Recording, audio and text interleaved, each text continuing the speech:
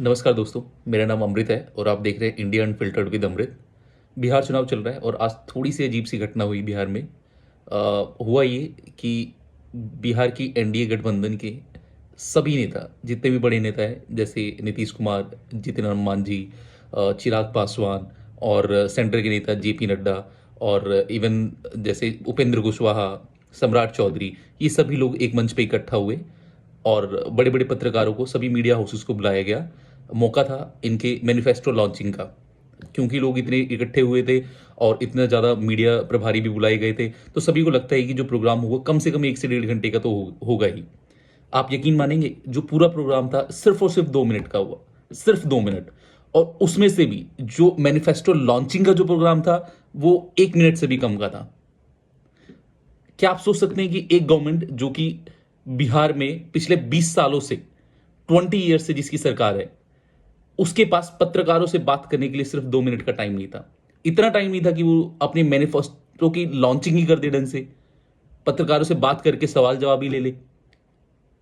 आखिर क्या रिप्रेजेंट कर रही है एनडीए गवर्नमेंट? वैसे अगर राजनीतिक विशेषज्ञों की माने तो ये जो 2 मिनट की प्रेस कॉन्फ्रेंस है, इसके बहुत सारे कारण हम निकाल सकते हैं, इवन निकाले भी जा रहे हैं। और क्योंकि ये प्रेस कॉन्फ्रेंस इतनी छोटी थी तो ऑफकोर्स कुछ ना कुछ दाल में काला था, ऐसा विपक्ष लोग का कहना है।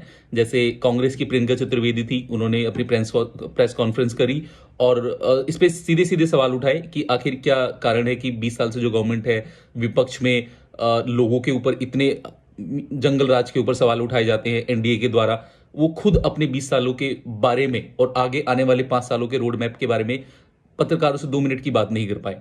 साथ ही साथ जो विपक्ष के नेता है तेजस्वी यादव, उन्होंने भी बहुत सारे सवाल उठाए इस पे, और उठना लाजमी भी है क्योंकि समय जो था वो काफी वाकई कम था।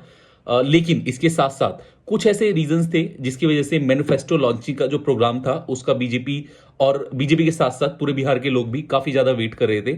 एक तो जो बीजेपी ने अपनी जो प्रेस कॉन्फ्रेंस की मतलब मैनिफेस्टो लॉन्चिंग की, वो ऑलरेडी काफी लेट की। सभी जो मेन पार्टियां है जैसे महागठबंधन, वो काफी पिछले हफ्ते भी कर चुकी है। वो तो इंतजार इसलिए था बीजेपी की मैनिफेस्टो लॉन्चिंग का क्योंकि बीजेपी ने दोस्तों अभी अपनी बिहार इलेक्शन में ये अनाउंस नहीं किया है कि उनका सीएम चेहरा कौन है। अब तक वो नीतीश कुमार के चेहरे पे ही इलेक्शन लड़ रहे हैं, अच्छी बात है। लेकिन किसी ने भी, इवन यहां तक प्रधानमंत्री भी इतनी रैली कर चुके हैं, अमित शाह जी भी इतनी रैली कर चुके हैं और बहुत सारे लोग, जितने भी बड़े बड़े नेता हैं, सभी लोग रैलियां करते हैं, लेकिन कभी भी किसी ने साफ लफ्जों में ये नहीं कहा कि नीतीश कुमार मुख्यमंत्री हैं, मुख्यमंत्री रहेंगे आगे। और ये सिर्फ दो सेकंड की बात है कहने के लिए, लेकिन अब तक किसी ने कहा नहीं। और आज मैं आपको एक और चीज बताता हूं जो कि मतलब इस मैनिफेस्टो लॉन्चिंग में हुई। 2 मिनट के अंदर ये लॉन्च करके सभी लोग चले गए, लेकिन जो सम्राट चौधरी थे, जो कि अभी उप मुख्यमंत्री हैं बिहार में, उन्होंने प्रेस कॉन्फ्रेंस में मैनिफेस्टो रीडिंग करी, यानी कि 20 मिनट के तकरीबन उन्होंने पढ़ पढ़ के बताया, यानी कि वो क्या क्या करने वाले हैं इलेक्शन में और आगे आने वाले 5 सालों में, आई मीन टू से, और 5 सालों में वो क्या उनका रोड मैप है, वो सभी चीजें उन्होंने पढ़ के बताई। सवाल उन्होंने भी लिए नहीं लिए, ये बड़ी बात है। ऊपर से एक और बात क्लियर हो गई कि प्रेस कॉन्फ्रेंस के बाद जो सवाल जवाब करना था या फिर जो रीडिंग भी थी, वो सम्राट चौधरी ने ही करी। तो क्या बीजेपी एक साफ साफ संदेश देना चाहती है कि सम्राट चौधरी जो अभी उप मुख्यमंत्री हैं, क्या वो चुनाव के बाद भी सम्राट ही बने रहेंगे, यानी कि क्या उनका सीएम फेस ही सम्राट चौधरी होने वाले हैं? क्योंकि आपको मैं याद दिला दूं, अमित शाह ने अपनी रैली में साफ साफ लफ्जों में कहा है कि आप बीजेपी को, एनडीए को जिताइए और सम्राट चौधरी को प्रधानमंत्री, बड़ा आदमी बनाएंगे। तो क्या बड़े आदमी से उनका मतलब जो है वो साफ साफ मुख्यमंत्री ही, मुख्यमंत्री को ही वो कहना चाह रहे हैं साफ साफ लफ्जों में कि मुख्यमंत्री ही सम्राट चौधरी बनेंगे। एक और चीज, एक और जो सवाल है विपक्षी पार्टियों ने उठाया है, और ये बिहार की जनता के लिए भी इंपॉर्टेंट सवाल है। एक अगर आप देखें तो पूरे ही टाइम में, अपने जितने भी टाइम में नीतीश जी ने अपनी नेतागिरी की है 20 से 25 सालों में, जब तक वो मुख्यमंत्री रहे 9 बार, और उससे पहले भी शुरू से लेकर अब तक अपनी एक्टिव राजनीति में नीतीश कुमार ने कभी भी ऐसी कोई प्रेस कॉन्फ्रेंस नहीं करी जिसमें उन्होंने पत्रकारों से सवाल जवाब नहीं किए। तो क्या हम इसे ऐसा कह सकते हैं कि नीतीश कुमार को बोलने से रोका जा रहा है? और यही सवाल जो है विपक्षी पार्टियां भी उठा रही है कि क्या नीतीश कुमार उस हालत में नहीं है कि वो प्रेस कॉन्फ्रेंस भी अटेंड कर पाए? अपनी चुनावी रैलियों में तो वैसे भी वो पढ़ के भाषण दे ही रहे हैं, तो क्या यहां पे भी वो पढ़ के सवाल जवाब नहीं कर सकते थे? क्या उन्हें रोका जा रहा है? क्योंकि उनके बगल में थे जेपी नड्डा। और मतलब अगर आप एक और चीज जो हुई आज की डेट में, अगर आप उस पर नोटिस करें, तो जो उनकी पार्टी का यूट्यूब चैनल है जहां पे मैनिफेस्टो रीडिंग चल रही थी, उस पूरे प्रोग्राम में पूरा जो चैनल था वो म्यूट पे था। और जैसे ही सम्राट चौधरी आते हैं बोलने के लिए, तभी वो चैनल अनम्यूट हुआ।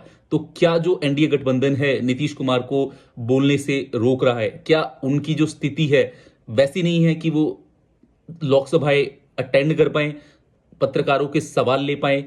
ये एक बहुत बड़ा सवाल है जो कि सभी बिहार के लोगों के माइंड में है, और इस पे क्लैरिटी मिलनी भी चाहिए। और आज जो हुआ, इस पे और थोड़े से सवाल गहरा गए हैं, थोड़े से सवाल और उठेंगे। तो डू यू नॉट थिंक, आप क्या मानते हैं, आप क्या सोचते हैं, इसके बारे में जरूर बताइए। अगली वीडियो जो आएगी वो मैनिफेस्टो के ऊपर होगी, जो तेजस्वी यादव ने लॉन्च की है, जो आपका एनडीए गठबंधन ने लॉन्च की है। मैं दोनों को रीड आउट करके आपको बताऊंगा कि क्या क्या वायदे किए जा रहे हैं।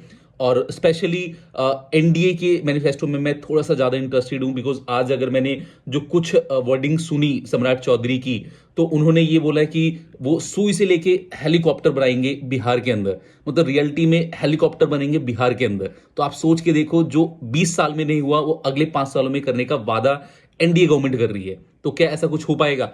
तो अगली जो वीडियो होने वाली है वो काफी इंटरेस्टेड होंगी, क्योंकि इसमें मैं मैनिफेस्टो रीडिंग करूंगा और महागठबंधन की भी जो जितने भी वायदे हैं हम उसके ऊपर रियलिटी चेक करेंगी, क्या वो पॉसिबल भी है नंबर वाइज, क्या बिहार गवर्नमेंट के पास इतना पैसा भी है, या फिर ये सभी जो बातें हैं वो हवा हवाई चल रही है। ओके दोस्तों, nice talking to you, have a great day today.